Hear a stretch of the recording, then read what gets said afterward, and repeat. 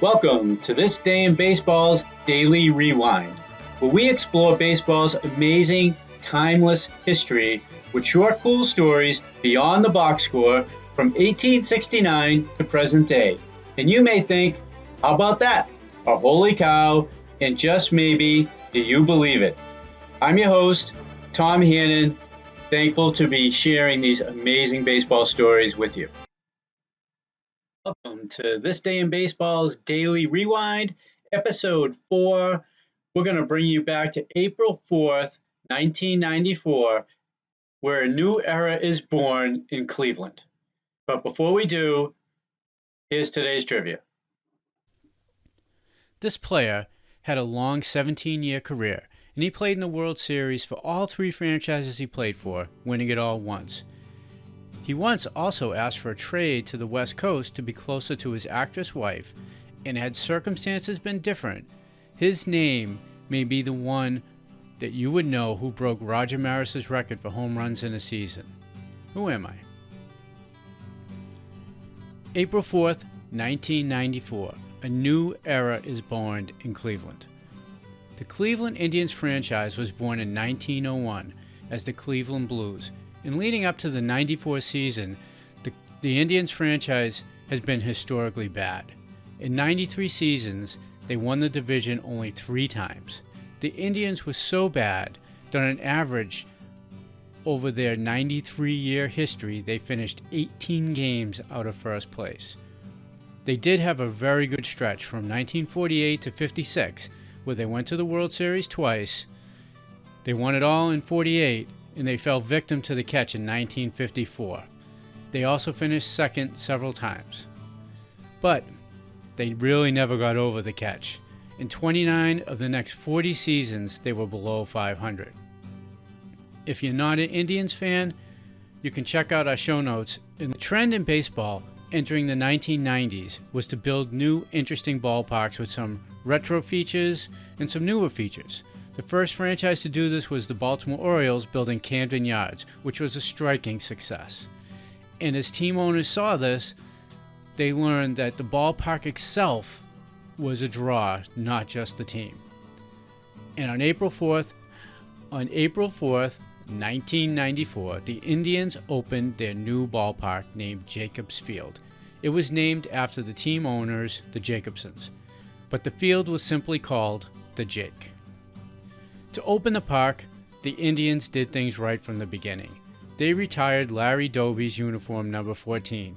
A usually reserved Doby becomes emotional speaking to the opening day crowd. Doby was the first African-American player in the American League, debuting in July of 1947. He never got the same acclaim Jackie Robinson did, but Doby's impact was tremendous. Doby played for the Indians for 9 seasons, from 47 to 55, and also during the 58 season. This was truly their only great run in franchise history before 1994. Doby himself was a 7-time All-Star, led the league in home runs twice, and finished second in an MVP race. And he will be elected into Baseball's Hall of Fame in 1998 by the Veterans Committee. The festivities, however, were not over, as President Bill Clinton threw out the first pitch to get things started. In an odd set of circumstances, the Indians started Dennis Martinez as the opening day pitcher, and he fired the first official pitch in Jacobs Field's history. His nickname, El Presidente. Now, starting at first base for the Indians on opening day was future Hall of Famer Eddie Murray. By starting at first base, Eddie Murray was appearing in his 2,403rd game at first, which set a new Major League record for appearances at that position. However, Cleveland has been on the wrong side of baseball history far too often. As fate would have it, they were facing the Seattle Mariners. Seattle had their ace on the mound, another future Hall of Famer named Randy Johnson. Johnson starts out strong, firing 7 no-hit innings at the Tribe. In the stands was Indian legend Bob Feller. Feller, to date, is the only pitcher to throw a no-hitter on opening day, and Johnson was just 6 outs away. This Cleveland fans, you've seen this act far too often. Martinez had pitched well for Cleveland, but they're down 2-0 in the bottom of the 8th.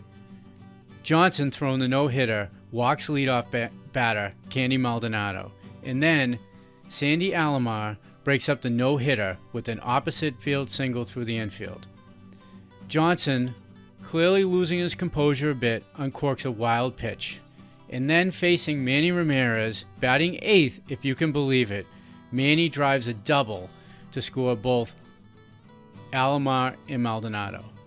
But, of course, Manny being Manny, he ends up getting picked off at second base, and the game's tied up 2-2. The game goes into extra innings, and the teams trade a run in the 10th, but in the bottom of the 11th, it was future Hall of Famer Eddie Murray who hits a double with 1 out, and then he will score the winning run on Wayne Kirby's single. Murray goes 2 for 5 in his record-setting game. Cleveland fans were witnessing a new era unfolding. We will never know what happened in 1994 had there not been a strike, but at the time of the strike, they were just 1 game out of first place, and they've been playing .620 baseball since May 23rd. And over the next 8 seasons, a stretch from 1994 to 2001, they will finish first 6 times. They're going to go to the World Series twice and lose an unforgettable series in 1997 when Florida scores 2 runs off Jose Mesa in the bottom of the 9th. They're also going to set a Major League record for attendance. Between June 12, 1995 and April 4, 2001, the Indians will sell out 455 consecutive games. Demand for the tickets were so great that all 81 home games were sold out before opening day in 5 separate seasons. The Indians will actually retire the number 455 in honor of the sellout record.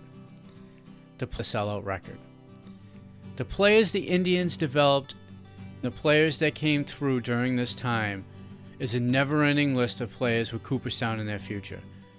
Tomei, Alomar, Vizquel, Murray, Morris, Baines, and some players living on the cusp, such as Lofton, Bell, Colon, and we all know about Manny Ramirez. Since the Jake opened, now called Progressive Field, the Indians have won 53% of their games. They've won the division 10 times, and they've gone to the World Series 3 times and made the playoffs 11 times. That is an incredible turnaround from where they were before the Jake opened. And that's April 4th, 1994. This podcast is sponsored by Steiner Sports. Every day I walk through my den/man cave, and I get to see Bobby Thompson's Shot Heard Round the World, Jackie Robinson sliding into home, Willie Mays' catch, Ricky Henderson, Andre Dawson, and 4 Red Sox World Series headlines. I could go on and on here. There are just dozens of fantastic memories that fill my walls. Steiner Sports has over 11,000 pieces of unique memorabilia for you to remember your favorite day, player, or event. If you love baseball and you want to own your memories, they're only a click away. Head over to thisdayinbaseball.com/memorabilia and check out what Steiner Sports has for you. Or just head over to thisdayinbaseball.com and look for the memorabilia in our sidebar widgets and in the navigation bar. All right, let's answer that trivia question. In 1994, he had 43 home runs through 112 games. If the season had played out, he may have hit 62. He finished in the top 6 for MVP voting 4 times, although he never captured the award. He did finish second once. In a bit of irony, he played for San Francisco for 10 years, Arizona 6, and Cleveland 1. And he made the World Series for each franchise, and he got a ring in 2001 when Arizona beat New York. Who am I? Matthew Derek Williams, better known as Matt. Thanks for joining us on The Rewind. It was my pleasure to share this story with fellow baseball fans. Just a quick note, our shows are based on historical research through many sources. Our show notes and website, thisdayinbaseball.com, are worth checking out in case you missed something. Please remember to like, subscribe, and share this podcast with other baseball fans who may enjoy these stories. My name's Tom Hannon. I'm your host, editor, researcher, and writer. I'll see you at the ballpark.